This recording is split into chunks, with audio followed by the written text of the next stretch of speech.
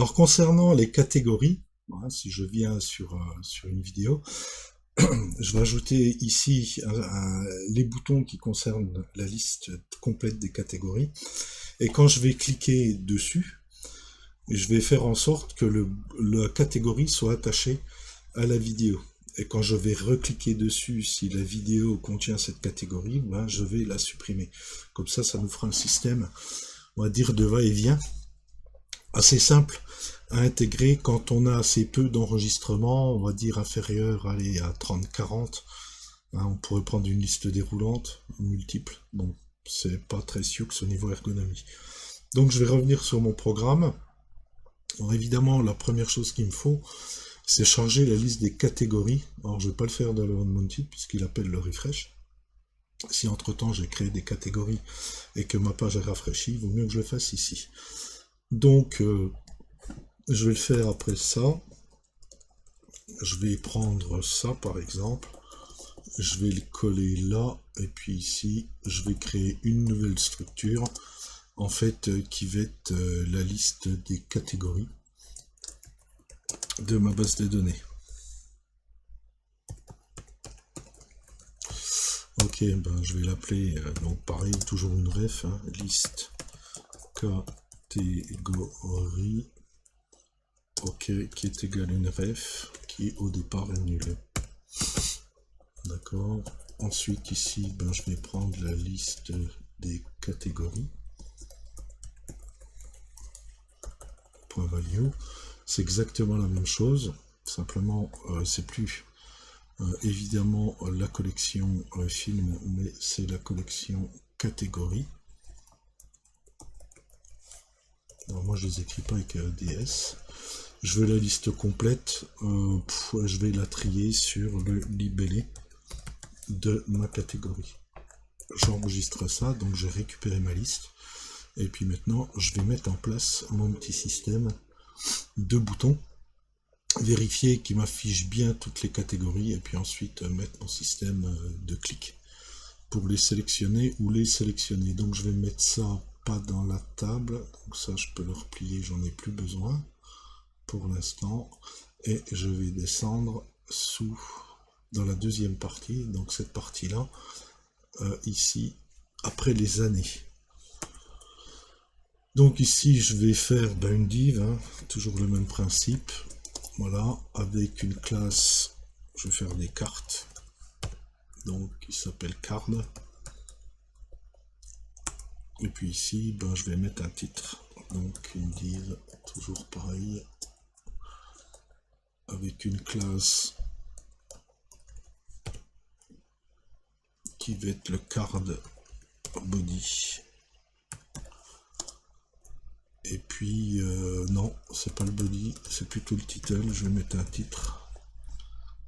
Puis je vais le mettre sous forme de bouton en BTN Light pour qu'il soit clair. Et puis je vais mettre une marge supérieure, margin top à 3, pour pas qu'il soit collé sur les trucs de mon année. Et puis voilà, donc je vais mettre ça en grand. Je vais appeler ça catégorie. Ok, donc là j'ai un titre. Je vais copier ça parce qu'il y a des trucs similaires. Donc cette fois-ci c'est le body. Et puis je vais utiliser des alignements avec du flex pour qu'elles aient le même espace, pour que chaque bouton des catégories ait le même espacement, un espacement régulier entre eux, pour que ça m'embête pas au niveau mise en forme. Donc je vais prendre un deflex. C'est du flexbox, hein, classique. Et je vais prendre un justify-content-round. Comme ça j'aurai les mêmes espaces entre chacun des éléments. Donc ça j'en ai pas besoin. Ok, et puis je ferme évidemment ma div. Ok, et puis ici je vais mettre tous les boutons de ma liste de catégories. Donc une autre div. Ok, avec dedans, puisque je vais les répéter, Alors c'est pas des boutons, je vais leur donner les aspects de boutons, mais tout d'abord, je vais faire un V-for pour récupérer toutes les catégories de ma liste de catégories. Ok, et puis comme clé, je vais prendre le ID puisque les catégories ont un ID, donc ça tombe bien. cat.id. Donc là, ça va me les répéter. Voilà. Et puis chacune, ouais, je mets une div, je vais quand même prendre des boutons.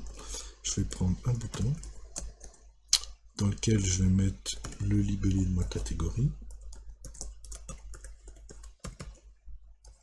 Et puis je vais aller à la ligne parce que il y a 2-3 petites choses à mettre. Voilà. Et ici, je vais mettre une classe.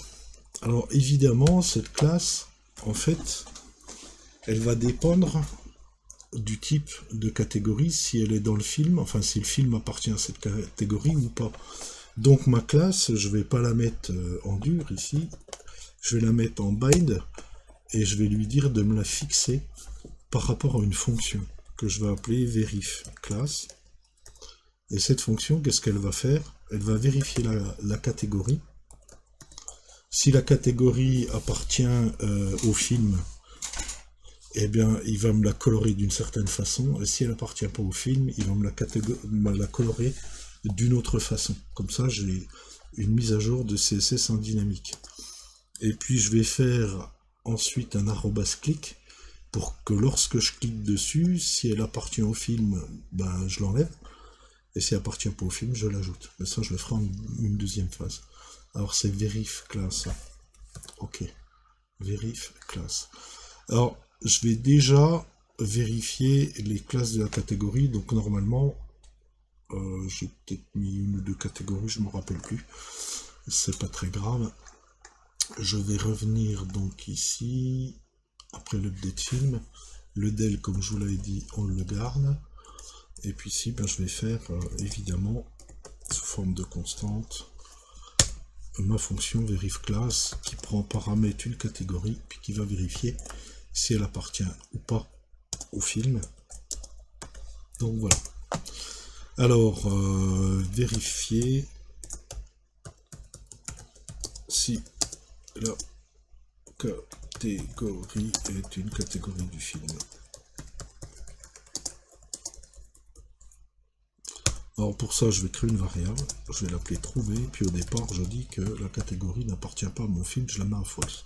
Ensuite, je vais parcourir false la vidéo sur laquelle je suis, donc avec un value, point les catégories, je vais parcourir toutes les catégories de ma vidéo, et puis pour chacune, donc for each, ben, je vais regarder évidemment si elle est dans ma vidéo. Donc je vais appeler ça cat vidéo pour pas la confondre avec la catégorie qui est passée en paramètre. Voilà. Et ici je vais dire simplement si le cat.id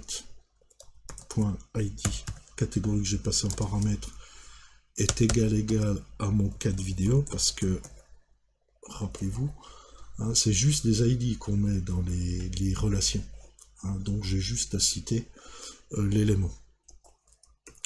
J'ouvre une accolade, je la ferme, et puis je dis que effectivement si c'est égal, je l'ai trouvé. Et à la fin de la boucle, je teste simplement si trouver est vrai, c'est une catégorie de la vidéo.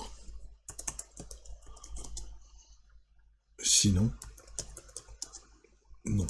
Voilà, sinon non. Alors, on va faire simple. Ok, donc je vais faire if trouver, ça veut dire que je l'ai trouvé. À ce moment-là, je vais renvoyer, je vais écrire sur une ligne, return ma classe, et ma classe, ça va être un bouton qui va être coloré, btn, je vais prendre le success, par exemple. Ok, et puis sinon, je vais renvoyer l'autre classe, qui a un bouton light, c'est-à-dire gris clair. Donc je vais faire un return, donc btn, alors c'est btn light, voilà. j'enregistre et puis je vais vérifier tout ça. Alors je vais regarder effectivement si j'ai des catégories dans quelque chose. Je vais prendre Alien par exemple. Toc toc toc. Ah, j'avais mis des catégories. Oh, ils sont chiants, ils pourraient mettre au moins un libellé. J'avais mis ces deux catégories là, donc dans Alien on devrait voir deux catégories. Si vous ne l'avez pas fait, vous prenez un film, hein, vous allez dessus en édition et puis vous ajoutez voilà, vous ajoutez une ou deux catégories pour vérifier ça. Peu importe leur valeur, juste pour vérifier que ça marche. Alors je reviens ici. Alors ça, je vais vider la console parce que j'avais fait des sauvegardes. Je vérifie quand même que j'ai pas de problème. Ok, et puis je vais sur Alien. Ok. Vous voyez que apparemment il me les renvoie pas. Ouais. Ok. Donc j'ai peut-être fait une bêtise. Encore une. Verif classe 4. Toc, toc, toc. ID égale. Trouver, autant pour moi, égale true. Ah, ce serait bien quand même. Effectivement. Et puis je relance. Alors vous voyez, quand il relance, il réactive pas correctement le modèle, il faut rafraîchir. Donc Alien, voilà. J'ai bien deux catégories aventure science-fiction. Donc maintenant, je vais mettre le système en place qui, lorsque je clique sur une catégorie qui appartient à la vidéo, ben, je devrais l'enlever et inversement sur les autres. Donc je vais fermer ça. Et donc je vais implémenter ça sur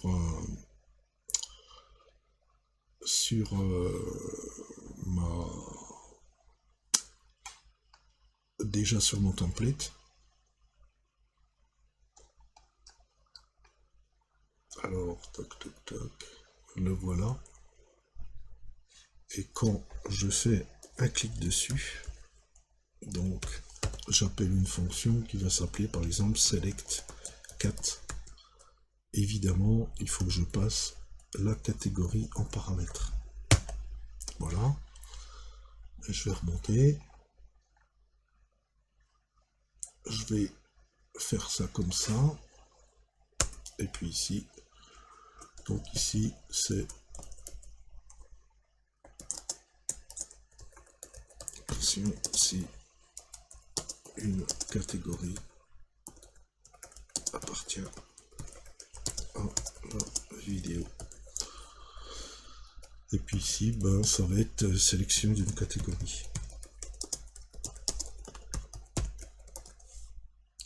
Catégorie, voilà. Donc c'est le même principe. Hein. Pas m'embêter. Toc, toc, toc. Je vais recopier et tout. Et j'ai pas besoin de tout. Donc ici, on va voir deux, trois petites fonctions qui sont intéressantes. Voilà, j'aurais mieux fait de l'écrire. Cela, je me mélange les crayons. Moins. Voilà. Donc c'est select cat. Et on passe en paramètre la catégorie.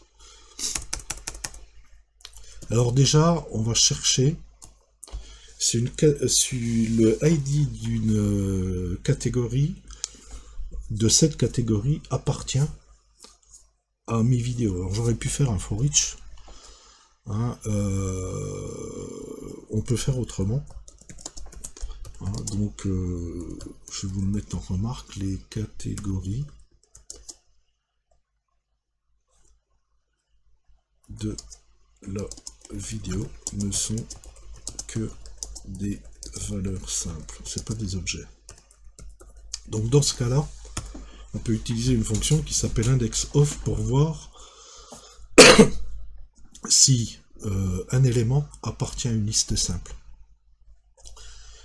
La fonction index_of, il permet de trouver l'index de l'élément, donc l'index de l'élément, et il va vous renvoyer deux choses, deux possibilités. Si l'index est égal à -1, ça veut dire qu'il n'est pas trouvé. Sinon, ça veut dire qu'il l'a trouvé dans le tableau. Donc là, ça me permet simplement de dire, quand je vais cliquer sur une catégorie, s'il me renvoie autre chose que -1, ça veut dire que la catégorie appartient à la vidéo. Donc il faut que j'enlève. Et dans le cas contraire, évidemment, je fais l'inverse. Donc là, je vais créer une petite variable qui s'appelle index, qui va prendre ma vidéo.value, point les catégories, point index of, c'est cette fameuse fonction, et je regarde si ce tableau contient un élément qui porte l'ID de la catégorie sur laquelle j'ai cliqué. Alors, s'il existe, on le supprime. Si la catégorie existe, si elle existe, on la supprime. Et puis sinon, on l'ajoute. Donc je vais faire un if. Ici, je vais simplement dire si l'index est supérieur à -1. Donc à ce moment-là, je vais la supprimer. Et pour la supprimer, on va utiliser une fonction qui s'appelle splice. Elle permet de supprimer un élément en indiquant avec un index la position de l'élément. On l'a déjà, l'index, il est supérieur à -1. Et puis on indique un deuxième paramètre que je vais mettre 1, c'est ce qu'on fait d'habitude, sauf s'il y en a des doublons, c'est le nombre de suppressions. Donc en fait, en mettant 1, il supprime la première occurrence qu'il trouve. Si vous en mettez 2, il va supprimer la première, puis la deuxième, si jamais elle existe en plusieurs exemplaires. Donc là, je vais prendre mes vidéo.value.les catégories, pas les acteurs, voilà, .splice, et ici, je vais supprimer la vidéo qui a un index que j'ai récupéré, et je la supprime une seule fois, puisqu'il n'y a qu'une occurrence, évidemment, de rattachement. Sinon, ça veut dire que la vidéo n'appartient pas, donc sinon on l'ajoute. Donc pour l'ajouter, il suffit de faire vidéo.value.les catégories et puis de l'ajouter au tableau avec un push. Et on ajoute le cat.id. J'enregistre ça. Alors évidemment, elle n'est pas ajoutée sur le serveur, hein. Elle est ajoutée dans la vidéo qui est en mémoire sur votre navigateur. Et ensuite, quand vous allez valider, elle va remettre, notre système va tout remettre ça à jour. Alors, je vais prendre Alien. Toujours pareil, je vais dire que c'est un dessin animé de guerre avec le reste. Puis je vais enlever Aventure. J'enregistre. Je reviens dessus. Et puis vous voyez qu'effectivement, il a gardé. Donc j'enlève dessin animé guerre, je mets Aventure. Et je sauvegarde. Voilà. C'est un système qui est simple. Bon, il faut utiliser deux fonctions, index of et splice. C'est pas très compliqué. Et quand vous n'avez pas beaucoup d'enregistrement, hein, notamment des types de quelque chose, je vous conseille d'utiliser cette technique. C'est simple. Bon, après les boutons, on peut les faire plus jolis ou faire autre chose. Mais c'est simple et puis c'est facile à implémenter. On peut même faire des objets avec ça, hein, des composants qu'on peut réutiliser. Donc c'est plutôt pas mal.